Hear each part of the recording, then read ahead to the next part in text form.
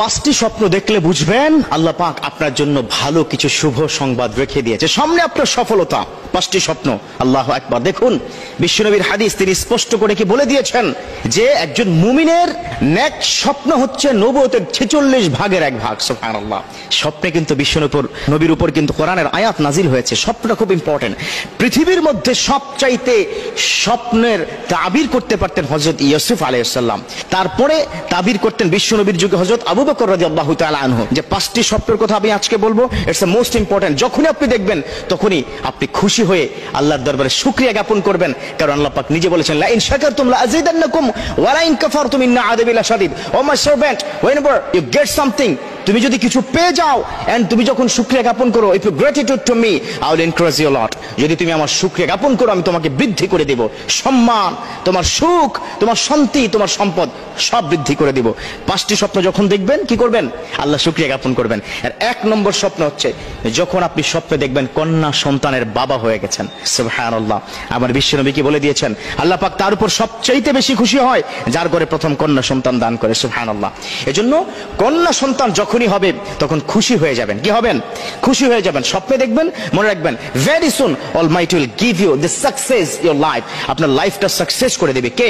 আল্লাহ পাক। 2 নম্বর, আল্লামা শিরনি রাহমাহুল্লাহ তিনি কি বলে দিয়েছেন, 2 নম্বর বিষয়, যদি আপনি দেখেন কাবা ঘর তাওয়াফ করছেন, কি করছেন? কাবা ঘর তাওয়াফ করছেন, তখন বুঝবেন যে আল্লাহ পাক খুব তাড়াতাড়ি ভালো কিছু সংবাদ আপনাকে আল্লাহ পাক কি দান করবে। কাবা ঘর তাওয়াফ করা কিন্তু চারটিখানি কথা নয়।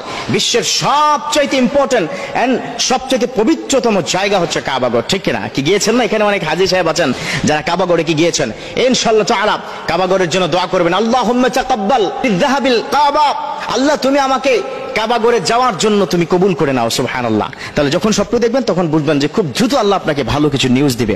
3 নম্বর স্বপ্নের কথা আল্লামা শিরনি রাহমাহুল্লাহ তিনি কি বলে দিয়েছেন, যখন আপনি দেখবেন নামাজের ইমামতি করছেন।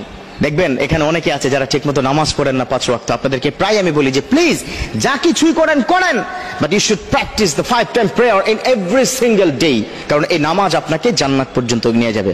কি হাদিস কি জানা নাই সবার? as-salatu মিফতাহুল জান্নাত, the Salah is the K for the জান্নাত। জান্নাতের চাবি হচ্ছে কি? নামাজ। 4 নম্বর স্বপ্ন হচ্ছে কোরআন তেলাওয়াত করতে দেখতে।